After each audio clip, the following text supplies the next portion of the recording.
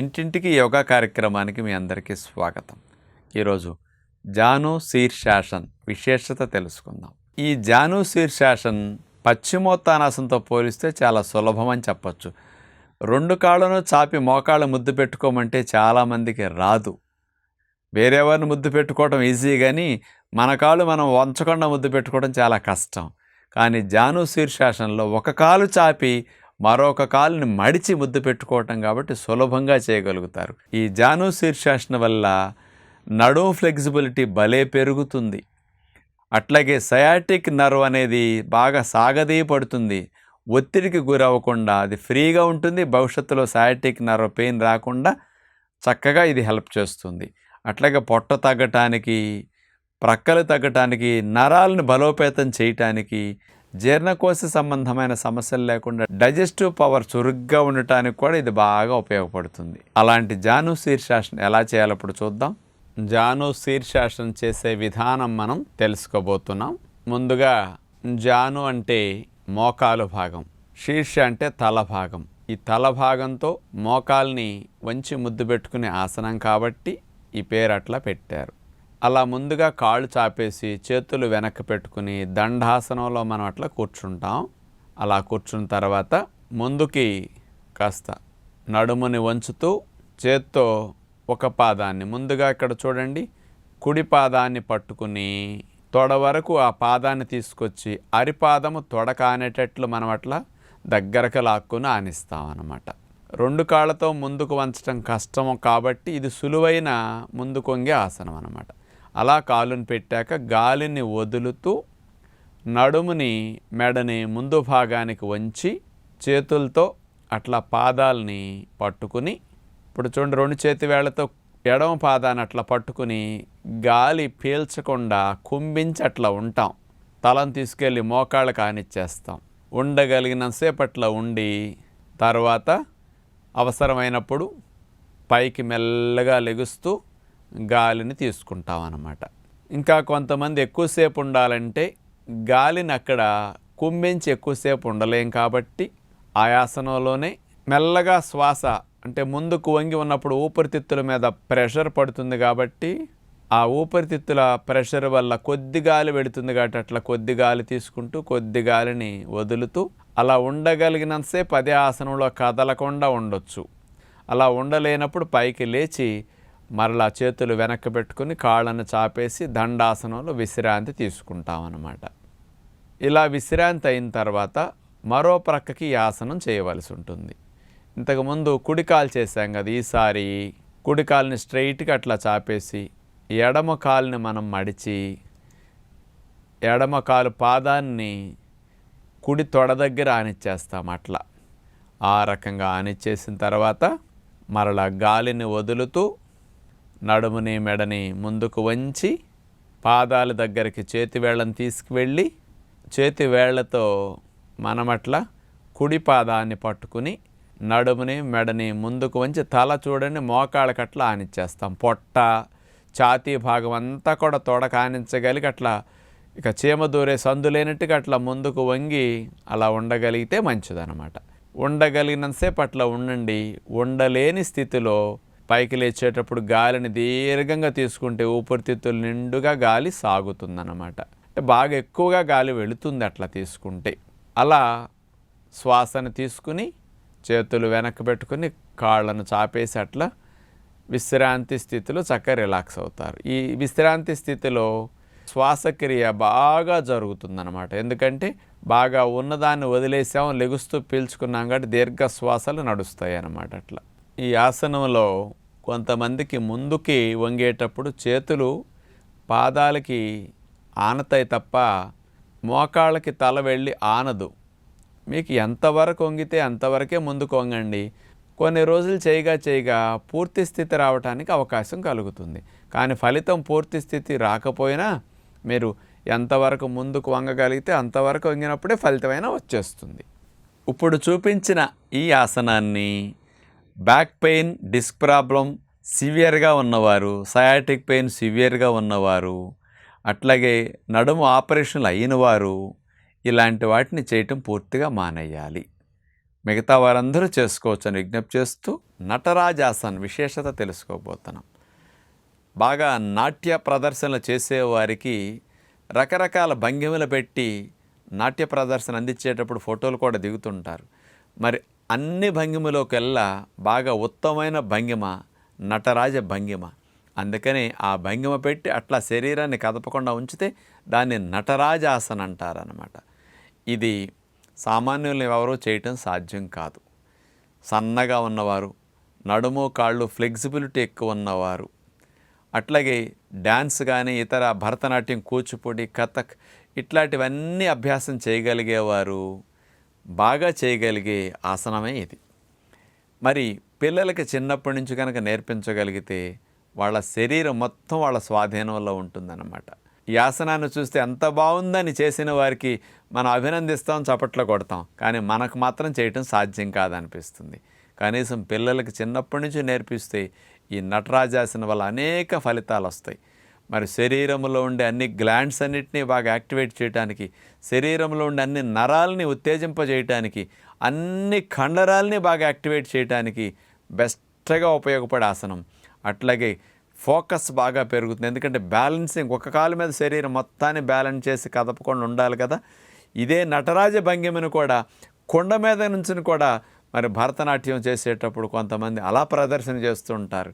మరి అలాంటి ఆసనాన్ని కూడా అట్లా చేయగలిగితే ఇంకా అద్భుతమైన ఫలితాలు వస్తాయి. అలాంటి నటరాజాసనం ఇప్పుడు మనం చూద్దాం.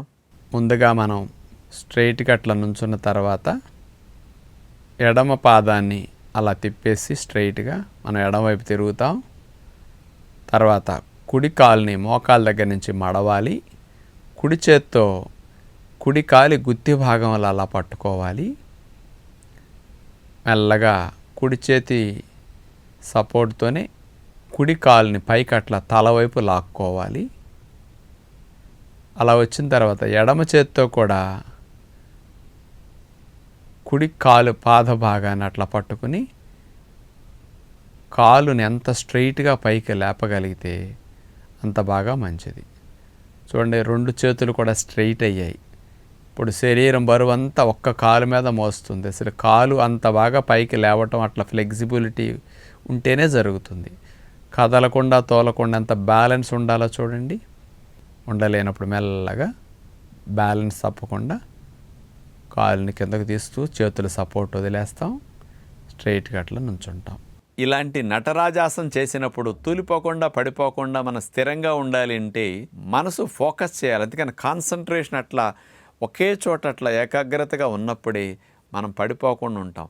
అందుకని యోగా చేయటం ద్వారా శారీరక ఆరోగ్యంతో పాటు మానసిక ఆరోగ్యము, మనసు కంట్రోల్లో నిలకడగా ఉండటానికి, స్థిరంగా ఉండటానికి కూడా శరీరం మనసు కలిపి చేయగలిగే యోగ విద్య వల్ల ఇన్ని లాభాలు ఉంటాయి.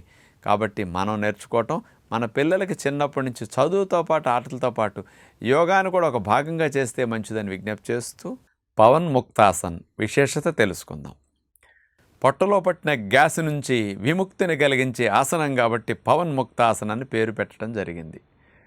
మరి 180% మందికి పైగా గ్యాస్ట్రిక్ సమస్యలు ఉంటున్నాయి. గ్యాస్ పట్టేయటం, గ్యాస్ వల్ల ఛాతీలో పెయిన్ రావటం, పొట్టంతా బెగదీసుకుని ఇబ్బంది పడటం చేస్తుంటుంది కదా. అలాంటి గ్యాస్ నుంచి, గ్యాస్ట్రిక్ ట్రబుల్ నుంచి పవన్ ముక్తాసనం మంచి ఉపశమనం కలిగిస్తుంది అన్నమాట. జీర్ణకోశాన్ని యాక్టివేట్ చేసి ఆకలిని రగల్చడానికి, డైజెషన్ బాగా జరిగేట్ చేయడానికి ఈ ఆసనం బెస్ట్గా ఉపయోగపడుతుంది.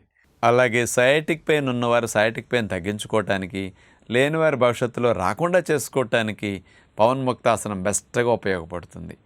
లోవర్ బ్యాక్ మంచిగా స్టిఫ్నెస్ తగ్గించి ఆ లోవర్ బ్యాక్ పెయిన్ ఎన్ని గంటలు కూర్చున్నా రాకుండా చేయడానికి కూడా ఇది బాగా పనికొస్తుంది అనమాట. అలాగే స్త్రీలకి ఋతుక్రమం సరిగా లేక అందులో వచ్చే సమస్యల్ని తగ్గించుకోవటానికి కూడా ఇది బాగా ఉపయోగపడే ఆసనం. అలాంటి పవన్ ముక్తాసన్ని ఎలా చేయాలో ఇప్పుడు మనం చూద్దాం. పవన్ ముక్తాసన్ పొట్టలో ఉండే వాయువుని విడుదల చేసి ప్రేగుల్లో మంచి మార్పు తీసుకురావడానికి ఉపయోగపడే ఆసనం అనమాట. వెళ్ళకిలా శవాసనంలో మనం పడుకున్న తర్వాత అర్ధ పవన్ ముక్తాసనం ముందు చేస్తాం. ముందు ఒక కాలుని పైకి లేపి చూడండి, ముందు కుడి కాలుని అట్లా బెండ్ చేసి పైకి లేపాక బెండ్ చేసి మనం రెండు చేతులతో మోకాల భాగాన్ని అట్లా బంధించేసి పట్టుకుని రొమ్ము భాగానికి కుడి కాలుని అట్లా ఆనిచ్చేసుకు లాక్కుంటాం. తల భాగం పైకి లిఫ్ట్ చేసి చూడండి, గెడ్డము మోకాలు భాగానికి తగిలేటట్టు అట్లా ప్రెస్ చేస్తామన్నమాట. ఇప్పుడు ఇలా టైట్ చేయటం వల్ల ప్రేగుల్లో కదలికలు ఆటోమేటిక్గా నిమిషానికి ఎక్కువ సార్లు వచ్చే కదలికలు ఇలా బిగించటం వల్ల కదలికలు తగ్గి లూజ్ మోషన్ సాగటానికి పరిష్కారానికి ఇది మంచి టెక్నిక్ అన్నమాట. పవన్ ముక్తాసన్ ఒకవైపుకి చేసాం. ఇలా ఉండగలనంతసేపు ఉన్న తర్వాత తీసేసి కాలును మనం చాపేసి మరలా ఎడమ కాలు లేపి పవన్ ముక్తాసనం చేస్తామన్నమాట. ఇప్పుడు చేతులు అట్లా సీటు కింద భాగాన్ని పెట్టుకుని ఎడమ కాలుని అట్లా పైకి లేపి స్ట్రైట్గా మోకాల దగ్గర నుంచి బెండ్ చేసి 2 చేతులతో మోకాలు భాగాన్ని ఎడమ కాలుని అట్లా బంధించి రొమ్ము భాగానికి లాక్కుని తల పైకి లేపి గెడ్డం ఎడమ మోకాలికి ఆనేటట్లు మనం అట్లా ఉంచేసి కదలకుండా ఇదే స్థితిలో ఉంటాం. ఇలాగే 2-3 నిమిషాలు ఉండటం వల్ల 4 నిమిషాలైనా మీరు ఉండగలుగుతారు. ఇది పెద్ద కష్టం ఉండదండి ఆసనం. గుర్తుపెట్టుకోవాలి, చాపిన కాలు బెండ్ అవ్వకుండా స్ట్రైట్గా ఉన్నప్పుడే మీకు ఫలితం వస్తుంది. ఆ ప్రేగుల్లో కదలికలు కొంచెం తగ్గి ఆ ఇరిటేషన్ తగ్గి మోషన్ సాగటానికి కూడా బాగా ఉపయోగపడే ఆసనం అన్నమాట ఇది. ఇలా 2 కాళ్ళను విడివిడిగా పవన్ ముక్తాసనం చేసాం. ఇప్పుడు 2 కాళ్ళను కలిపి ఒకేసారి చేసి టెక్నిక్ చూడబోతున్నాం. ఇప్పుడు అరిచేతుల్ని సీటు కింద భాగాన్ని అట్లా నేల కానిచ్చేసి 2 కాళ్ళని 90 డిగ్రీస్ పైకి లేపిన తర్వాత మోకాల దగ్గర నుంచి కాళ్ళను బెండ్ చేసి ఇప్పుడు మడ భాగాలు పిర్రల దగ్గరికి వచ్చేస్తాయి. 2 చేతుల్ని తీసుకుని మోకాళ్ళు భాగంలో వేసేసి ఇట్లా బంధించి తల పైకి లేపి 2 మోకాళ్ళ మధ్య భాగానికి ముఖం వచ్చేస్తుంది అన్నమాట. ఇలా హత్తుకుంటాం. కాళ్ళ భాగము ఛాతీ భాగం బాగా కలిసిపోయినట్టు తాడేసి కట్టినట్టుగా మనమే బిగించేస్తామన్నమాట. ఇలా పవన్ ముక్తాసనం అంటే ఇట్లా ఉండాలి. లోపల ఏమన్నా గ్యాసెస్ బాగా ఉన్నా కూడా అవి ఫ్రీగా కింద నుంచి విడుదలై కూడా ఆ ప్రెషర్ కూడా ప్రేగుల్లో తగ్గుతుందన్నమాట. ఇలా ఉండగలనంతసేపు ఉన్న తర్వాత తీసేసి కాళ్ళు చాపేసి శవాసనంలో విశ్రాంతి మనం తీసుకుంటూ ఉంటాం అన్నమాట. బాగా బొజ్జెక్కువ ఉన్నవారు, బాగా లావెక్కువ ఉన్నవారు 2 కాళ్ళనే చేయటానికి కష్టంగా ఇబ్బంది పడుతారు కాబట్టి ముందు ఒక కాలుని పట్టుకుని తొడని బాగా రొమ్ముకి ఇట్లా చేతులతో పట్టుకుని అదుముకోవటం వల్ల ఈ ఫలితాలు పొందగలుగుతారు. తర్వాత మరో కాలు చేస్తారు.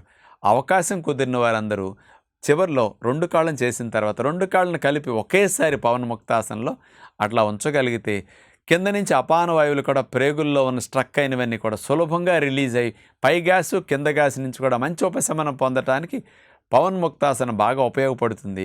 మీరు చేసే భంగిమను బట్టి చూస్తేనే అర్థమైంది కదా, అలా లాభం వచ్చేస్తుందని. తప్పకుండా ఈ ఆసనాన్ని అభ్యాసం చేయండి. ఈరోజు భస్త్రికా ప్రాణాయామం విశేషత తెలుసుకుందాం. ఎక్కువగా ఈ ప్రాణాయామాన్ని ఫోర్స్ఫుల్గా వదిలేస్తాం. తద్వారా మన శరీరంలో ఉండే కార్బన్ డైఆక్సైడ్ కంటెంట్ బాగా తగ్గిపోయి ఆక్సిజన్ బాగా వెళుతుందన్నమాట. దీని ద్వారా బ్రెయిన్ కార్బన్ డైఆక్సైడ్ తగ్గేసరికి మంచి యాక్టివ్గా అవుతుంది, షార్ప్గా అవుతుందన్నమాట. ఈ భస్త్రికా చేయటం ద్వారా మనకి లంగ్స్లో కానీ సైనస్ సందుల్లో ఉన్న వ్యర్థాలు కూడా శ్లేష్మాలు కూడా త్వరగా బయటకు పడిపోతాయి. ఎవరికన్నా ఉదయం పూట ముక్కు బిగిసేవారికి, గాలి సరిగా ఆడన వారికి, ఒక ముక్కు ప్రాంతరం పనిచేసి 2వ ముక్కు బిగిసేవారికి కూడా ఈ భస్త్రికా చేస్తే చాలా మంచిది. ఆస్తమా ఉన్నవారికి, బ్రాంకైటిస్ సమస్య ఉన్నవారికి, థైరాయిడ్ సమస్య ఉన్నవారికి కూడా ఇది చాలా చాలా బాగా మంచిగా పనికొస్తుంది అన్నమాట. అలాంటి భస్త్రికలో చేతుల మూమెంట్తో చేస్తాం కాబట్టి లంగ్ కెపాసిటీ బాగా పెరుగుతుంది. అందుకని రిప్స్, ఇంటర్కోస్టల్ మజిల్స్ ఇవన్నీ యాక్టివ్గా పనిచేస్తాయి. అలాంటి భస్త్రికను ఎలా చేయాలో ఇప్పుడు మనం చూద్దాం. భస్త్రికా ప్రాణాయామాన్ని 3 రకాలుగా చూడబోతున్నాం. ముందుగా మనం వజ్రాసనంలో అలా కూర్చుని నడుము లైన్గా పెట్టి చేతుల్ని అలా పెడతాం. ఇలా వజ్రాసనంలో కూర్చోటానికి శరీరం సహకరించిన వారు స్టూల్ మీద కానీ ఎక్కడన్నా బల్ల మీద కానీ నడుము లైన్గా 90 డిగ్రీస్ పెట్టి అట్లా కూర్చున్న తర్వాత మీ చేతుల్ని అలా పెట్టుకుని ఇప్పుడు నోరు భాగాన్ని పూర్తిగా మూసివేసి 2 ముక్కు రంధ్రాల ద్వారా గాలిని దీర్ఘంగా పీల్చుకుంటాం. అంటే ఫోర్స్గానే గట్టిగా తీసుకుంటాం. అలా ఎక్కువ గాలిని సుమారు 1 లీటర్ గాలి పీల్చుకోవటం జరుగుతుంది. మళ్ళీ పూర్తిగా గాలి అంతటిని కొంచెం ఒత్తిడితో కిందకి మొత్తం వదిలేస్తాం. కొలిమి దగ్గర తిత్తి సాగినట్లుగా ఊపిరితిత్తులు సాగుతాయి. ఆ తిత్తి నొక్కినప్పుడు లోపల గాలి బయటకు వచ్చినట్లుగా మనలో ప్రాణవాయువు అట్లా బయటకు వచ్చేస్తూ ఉంటుందన్నమాట. ఇట్లా భస్త్రికా ప్రాణాయామాన్ని 10 సార్లు 15 సార్లు 20 సార్లు మనం చేసుకోవచ్చు అనమాట. అంటే గట్టిగా శ్వాసను ఊపిరితిత్తుల చివరి వరకు పీల్చాలి. మళ్ళీ ఊపిరితిత్తుల చివరి నుంచి ఉన్న గాలంతటిని పూర్తిగా వదిలేస్తేనే మరలా మనం పూర్తిగా పీల్చడానికి అవకాశం కలుగుతుందన్నమాట. ఇది మొదటి పద్ధతి. మరో రకమైన భస్త్రికా ప్రాణాయామాన్ని కూడా రెండవ రకంగా ఇక్కడ చూపించుకోబోతున్నాం. మీరు ఇట్లా వజ్రాసనంలో కూర్చుని కానీ లేదా కుర్చీ మీద కానీ స్టూల్ మీద కానీ నడుము లైన్గా పెట్టి కూర్చున్న తర్వాత చేతులు అట్లా గుప్పెళ్ళను మూసేసి గాలిని పీల్చుకుంటూ పైకి వెళ్తారు. కిందకి వదిలేటప్పుడు గాలిని వదులుతూ అట్లా ఫోర్స్గా వదులుతారు. ఈ చేతుల కదలికల వల్ల ఇంకా బాగా ఊపిరితిత్తుల పైనుండే రిప్స్ కానీ ఇంటర్కోస్టల్ మజిల్స్ కానీ ఈ కండరాలు కూడా బాగా చేతులు కదపటం ద్వారా బాగా సాగదీయపడతాయి. అందుకని ఇట్లా పైకి వెళ్ళినప్పుడు బాగా సాగదీయపడతాయి. కిందకి అట్లా ఫోర్స్గా వదిలినప్పుడు పూర్తిగా మోయపడతాయి. ఇంచేత గాలిని బాగా వెళ్ళేటప్పుడు పీల్చుకుంటున్నాం, కిందకు వచ్చేటప్పుడు అట్లా ఫోర్స్గా వదిలేయటం జరుగుతుందన్నమాట. ఇట్లా ఎక్కువసేపు కూడా మీరు చేయొచ్చు. చేతులు వ్యాయామాలు అయినట్టు అవుతాయి, చక్కగా ప్రాణాయామం కూడా బాగా జరుగుతుందన్నమాట. ఇది రెండవ రకం భస్త్రికా ప్రాణాయామం. ఇప్పుడు మూడవ రకం భస్త్రికా ప్రాణాయామాన్ని మనం చూడబోతున్నాం. మనం అలా నడుము లైన్గా పెట్టి కూర్చున్న తర్వాత ఈ చేతుల్ని తీసి 2 భుజాల మీద అట్లా వేసి చేతి వేళ్లతో ఆ భుజాల భాగాన్ని అట్లా మనం పట్టుకున్న తర్వాత 2 మోక చేతుల దగ్గర నుంచి స్ట్రైట్గా మోక చేతులు అట్లా చేతుల భాగాన్ని పైకి లేచేటట్లు కదుపుతాం. పైకి వెళ్ళేటప్పుడు గాలిని దీర్ఘంగా గట్టిగా పీల్చుకుంటాం. చేతుల్ని కిందకు వదలటం మొదలుపెట్టినప్పుడు గాలిని వదులుతూ గట్టిగా అలా దింపేస్తాం. పైకి వెళ్ళేటప్పుడు గాలి దీర్ఘంగా తీసుకోవటం, కిందకు వచ్చేటప్పుడు గాలిని దీర్ఘంగా వదిలేసేయటం. చివరి భాగాల వరకు గాలి బాగా వెళ్ళాలి, చివరి భాగాల్లో ఉన్న గాలి పూర్తిగా రావాల్సి ఉంటుంది. ఇలా మనం ఈ భస్త్రికా ప్రాణాయామాన్ని 3 రకాలుగా అభ్యాసం చేయొచ్చు. ఇవి జబ్బలు తగ్గటానికి కూడా, అట్లాగే భుజాల భాగంలో ఉండే కీలు బాగా పనిచేయటానికి కానీ, చేతులు నొప్పులు రాకుండా ఉండటానికి, మెడ నొప్పులు రాకుండా ఉండటానికి కూడా ఈ కండరాలు బాగా బలోపేతం అవుతాయి. ఇటు ప్రాణాయామం ద్వారా ఊపిరితిత్తులకు రావాల్సిన లాభం చాలా చక్కగా వస్తుందన్నమాట. దీని ద్వారా మీకు రక్షణ వ్యవస్థ బాగా పెరగటానికి, శ్వాసక్రియ సవ్యంగా నడవటానికి చాలా బాగా ఉపయోగపడే ప్రాణాయామం ఈ భస్త్రికా ప్రాణాయామం. ఈ భస్త్రికా ప్రాణాయామాన్ని హై బీపీతో బాధపడేవారు, అట్లాగే హార్ట్ సంబంధమైన సమస్యలు తీవ్రంగా ఉండి ఇబ్బంది పడేవారు తప్పనిసరిగా చేయకుండా ఉండాలి. ఒక 5-6 నిమిషాల సేపు ఈ భస్త్రికా ప్రాణాయామం చేస్తే బాడీ మైండ్ చాలా ఫ్రెష్గా, ఆవలింతలు రాకుండా ఎనర్జెటిక్గా తయారవడానికి అద్భుతంగా ఉపయోగపడుతుంది. తప్పనిసరిగా ఇలాంటి వాటిని అభ్యాసం చేయండి. మత్స్యాసన్ పొడుకుని చేసే సులభమైన విధానం చూపించబోతున్నాం. థైరాయిడ్ గ్రంథి చాలామందికి ఇబ్బందిగా ఉంటున్నది. అలాంటి థైరాయిడ్ గ్రంథిని యాక్టివేట్ చేసి థైరాయిడ్ హార్మోన్స్ని ఉత్పత్తి చేసేటట్టు చేయటానికి, మెడ నొప్పులు ఉన్నవారు తగ్గించుకోవటానికి, మెడ నొప్పులు లేని వారి జీవితంలో రాకుండా చేసుకోవటానికి, ఎన్ని గంటలు కూర్చుని ఆఫీసులో కానీ కంప్యూటర్ దగ్గర వర్క్ చేసినా మీ మెడ, భుజాలు, చేతుల్లో నొప్పులు రాకుండా హెల్దీగా మీ నెక్ ఉండటానికి ఈ మత్స్యాసన అద్భుతంగా ఉపయోగపడుతుంది.